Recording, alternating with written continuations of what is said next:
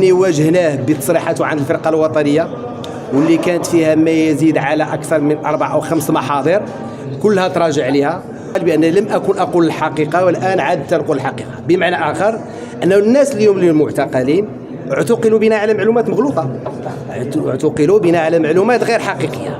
اليوم تنواجه الشهيد بتصريحاته عن الفرقة الوطنية، وبالخصوص الواقعة المتعلقة بالسيارات، واللي تصريحه عن الفرقة الوطنية حدد هذه 61 سيارة عاد من مشات، ولم يدرج اسم سعيد الناصري يعني من ضمن الأشخاص المستفيدين.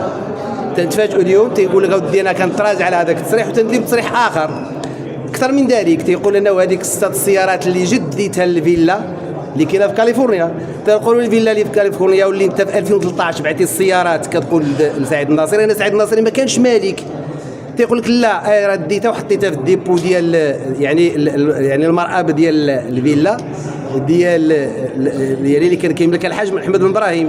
وتنقولوا السيارات ديال الحاج محمد بن ابراهيم فين كيقول خرجناهم من الزنقه، هذوك السيارات اللي كيسواو الملايين او مئات الملايين خرجوا من الزنقه باش نخبيو هذه السيارات اللي ما عندهاش حتى السيرتيفيكات كونفورميتي في المغرب. تنقولوا له وهاد السيارات اللي جبتيهم وخليتيهم وحطيتيهم في الديبو كان من المفروض انه يبقاو في المكان ديالهم في عين اعتيق. تيقول لك انا هادشي اللي قالوا لي انا، قال انا المعلومات عندي غير من عند الحاج